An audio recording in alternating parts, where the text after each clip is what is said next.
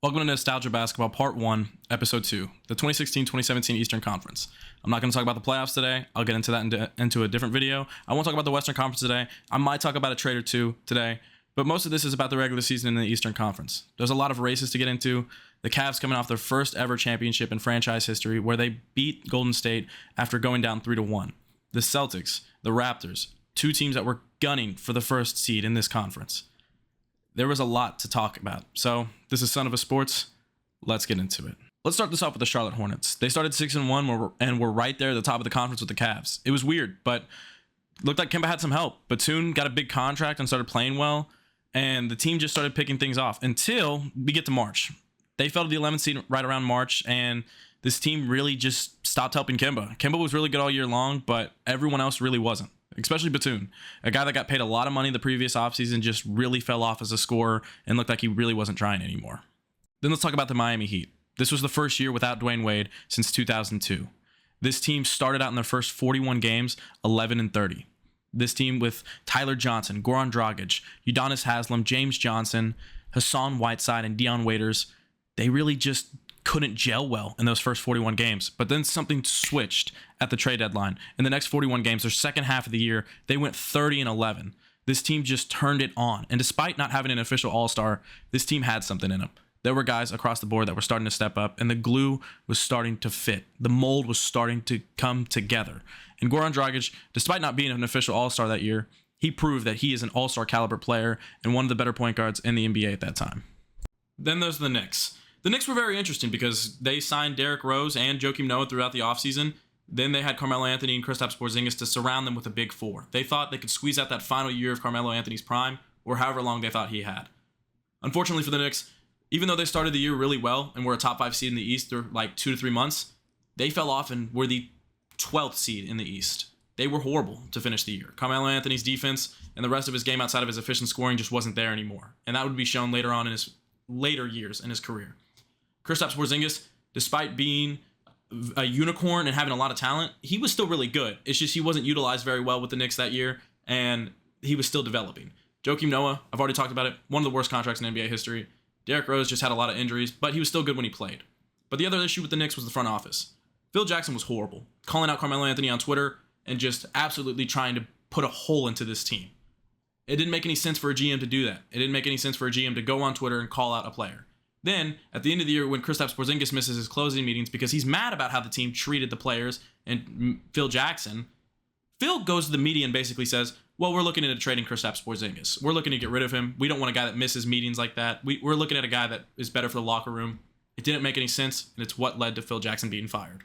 Going a little bit south of New York into Philly, the process era was still going on, and the process came back from his injury. 2014, he was drafted number 3 overall, but injuries took out his first 2 seasons of his career, and he got his full rookie year in 2016. And when he played, this 22-year-old center averaged 20 points and 2.5 blocks. He was unreal, and Philly finally saw a chance at having a future, having hope in basketball. And despite having injuries, Joel Embiid still dominated that year, and towards the end of the year, he was taken out for the rest of the regular season, but he still qualified for the Rookie of the Year race. And on top of that, they still had Ben Simmons, their number 1 overall draft pick, ready on deck to go for the next year, and Philly ended up with the number 3 overall pick that year. There are 3 teams in the East that I'm just going to talk about briefly because there's not a lot to talk about these teams, and the Nets are one of them. This team was horrible. This team had the worst record in basketball, and Brook Lopez, Jeremy Lin, Karis LeVert was a rookie this year. They're good players. Brook Lopez had a lot to offer in later years of his career. It's just this Nets team really had nothing. Anthony Bennett was a guy on their roster at some point in this year.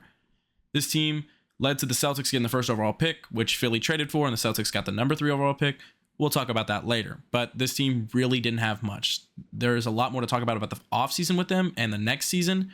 But the 2016-2017 Brooklyn Nets don't offer much. This Orlando Magic team was just not very good. There's not a lot to talk about. The Serge Ibaka trade actually is one of the most consequential trades in recent NBA history, and there's a lot to talk about with that later. But for now, this team was not very good. This Orlando Magic front office really invested in just centers. It was weird. They had a lot on the roster. They kept drafting centers too.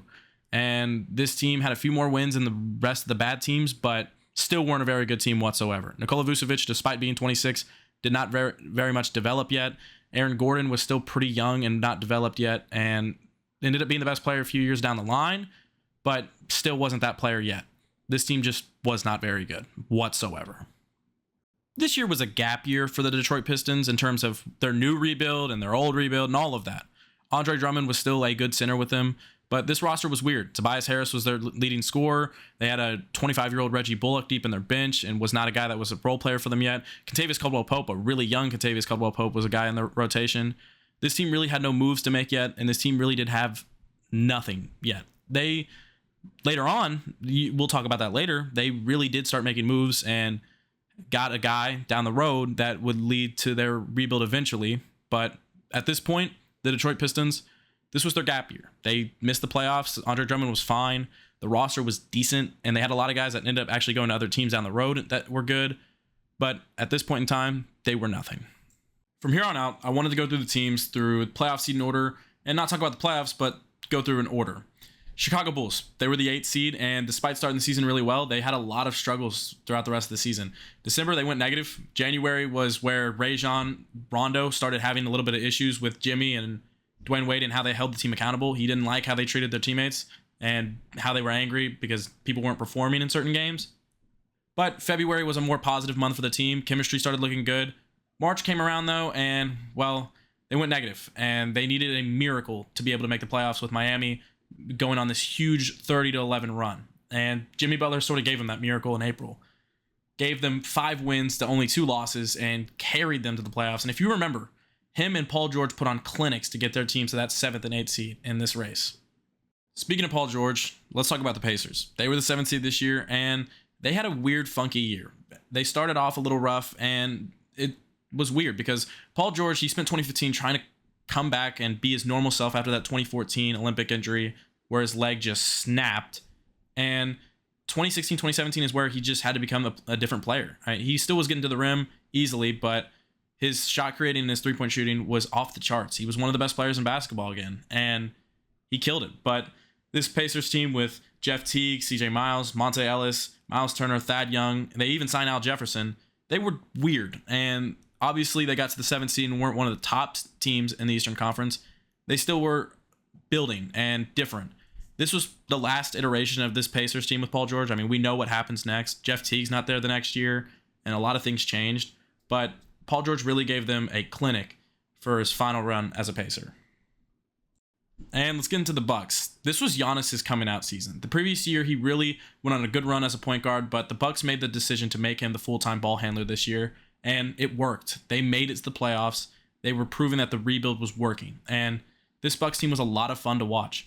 Giannis and Jabari Parker, if you have any memories of Jabari Parker, you should hold on to them forever because he was an incredibly fun and entertaining player that really deserved a lot more respect. His defense just was not going to cut it in the NBA, though. But Della Dadova, Jabari Parker, Chris Middleton for a bit here and there, but he got hurt early in the year, and they just didn't have their second best guy for Giannis and Jabari. And yeah, this team with Malcolm Brogdon as well, I forgot about that. He was rookie of the freaking year. And yeah, Giannis just proved to the league, I'm here and I'm now. And if you know, Giannis has not gone anywhere. The 2016-17 Atlanta Hawks were facing their first year without Al Horford since 2008. And them moving on to Dwight Howard, them having Paul Millsap, Kent Bazemore, Dennis Schroeder, Tim Hardaway Jr., a rookie Torian Prince, Ersan Ilyasova. This team was fun because they weren't a good offensive team whatsoever. They were a bottom 5 offense in the NBA, but they were one of the best defensive teams in the NBA, and they showed that they could still win despite playing a level of offense that really wasn't what the NBA was turning into. They were more shot creation, mid-range shots, rim running. They weren't three-point shooting whatsoever, and they reinforced that when they traded Kyle Korver mid-season to the Cavs, but this team wasn't expecting to make the playoffs, especially without their main guy in Al Horford, and they didn't really have a superstar. But Paul Millsap turned it on, Dennis Schroeder was really good, and Tim Hardaway Jr. was also really good. This team was a lot of fun to watch if you just love basketball. The 4th-seeded Washington Wizards were the best team that John Wall had in his era in Washington. John Wall, Bradley Beal, Marcin Gortat, Markieff Morris, Otto Porter Jr., a mid-season acquisition of Bojan Bogdanovic, Marcus Thornton, and Kelly Oubre Jr. was a nice rotation that made one of the best teams in the East. John Wall, this was the best year of his career. He had 23 points per game, with almost 11 assists on 45% shooting, which was really good for a guard that didn't have three-point ability in this time. And he was this was the best ball of his career by far. He was incredible defensively, incredible offensively, and this team probably had another piece or two away from making the Eastern Conference Finals. Bradley Beal, this was the start of his high scoring career where he really, really took off. This was year 4 for him, and he was in the race for most improved player, averaging 23 points per game. Markieff Morris, 27 years old and still averaging 14 points per game with high level efficiency. I really liked Otto Porter Jr. this year, and this is what led to him getting a big payday. He was their third man on this team, and he really got paid and got sent to Chicago. But if y'all remember Otto Porter Jr. from this time, Wilt Chamberlain's son was like that, or grandson. Marcin Gortat, if y'all have heard anything about Marcin Gortat in the last year, it's probably the Gortat screen that LeBron talks about a lot. But Gortat was really nice in his prime, and this wasn't really his prime anymore, but he still was a high-level contributor for this Washington Wizards team. The third-seeded Raptors were one game off the Celtics, and a tiebreaker with the Cavs held them off from having the first seed. They were really good. DeMar DeRozan, this was the best ball of his career at this point, and probably the second best season of his career in general. That 1 year in Chicago sort of takes the cake. Kyle Lowry, this was the best ball of his career in my opinion. The high-level defense, the 22 points per game with 7 assists. I really, really like this version of Kyle Lowry because he was so efficient across the field. This Raptors team was so nice. Acquiring Serge Ibaka at the trade deadline to add more defense to the front was an extremely smart move because Serge's three ball was developing over time and was a 40% three-point shooter that year with 4.5 threes per game, averaging 14 points. And they only gave up Terrence Ross in that deal. Then they also acquired PJ Tucker, who they didn't know it yet was going to be this high-level 3-and-D player that every team would have loved to have. Patrick Patterson, Norman Powell, a younger Norman Powell, DeMarre Carroll, Corey Joseph, and Jonas Valanciunas rounded out the rest of the roster in what was one of the better iterations of this Raptors franchise. The only team that I think might be better is the next year and the year after that, the one that won the ring. Genuinely speaking, I really love this Raptors squad. I don't care how this season ended. Looking at how DeMar and Kyle Lowry played, it was so much fun. The defending champion Cavaliers were one of the best teams to never win a ring. They were so good. If any other year they didn't face a super team Warriors team, I think this team wins a ring. Kevin Love, Kyrie Irving, LeBron James all made the All-Star team. This was Kevin Love's first time making the All-Star team with the Cavs. And Tristan Thompson and J.R. Smith, although weren't playing as well as the previous year, were still giving you high-level production.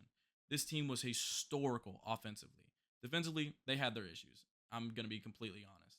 But this team was easily getting the first seed in the Eastern Conference until around mid-March when Boston was making a huge run for the first seed. And then they went back and forth until the final day of the regular season where the Cavs were one game short of tying Boston for the first seed. I don't think there was a team in the league at this time that could have beaten the Cavs outside of Golden State. They were that good, and their one game against Golden State, we'll get into the finals later.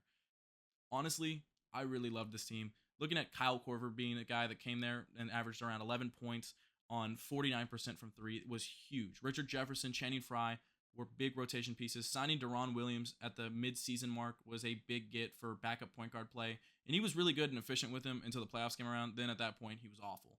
But Iman Shumpert, I think this was his last year with the Cavs. He was still a good six-man with them. I mean, he wasn't that good, but he still gave you high-level production off the bench in the playoffs, or decent-level production. I really love this Cavs team, and I think they're extremely underrated. I think this was an extremely underrated LeBron year in general, and nobody really talks about it. This Celtics team is talked about constantly, and deservingly so because of Isaiah Thomas, a dog, and somebody that basketball history needs to remember a little better because he dropped 29 points per game this season. And even though he has that hip injury that ruined his career, he gave the Celtics everything he had left. And the Celtics roster was a lot of fun around him. Kelly Olynyk, Jonas Jerebiko, a young Terry Rozier, Gerald Green, Amir Johnson. That was really cool to see. A rookie Jaylen Brown, and then Jay Crowder, Al Horford, Avery Bradley rounding out the front for Isaiah Thomas. It was a really cool roster because these guys were not considered superstars. Isaiah Thomas was considered an all-star. Al Horford was considered a potential all-star every year, but they were not considered a team that could make a run for the first seed in the conference with the Cavs and the Raptors. But they did that. They really did that. And Isaiah Thomas was 5th in MVP that year. That was insane to see. It was a lot of fun. And I think history needs to be a lot kinder to this Celtics squad. And that's the Eastern Conference. If there's anything I missed, any storylines, anything like that, just let me know. Drop it down below. Like I said, I'm going through this entire season. Up next is the Western Conference, and right after that is the playoffs. And I'll go through iconic games. So If you feel like I missed the game where the Knicks and the Hawks went into a bunch of overtimes, I'm going to get into that. If you think I missed the Christmas game, I'm going to get into that. The Cavs Celtics regular season games, I will get into that. But I wanted to go through the storylines for each team and talk about all the things to remember for each team.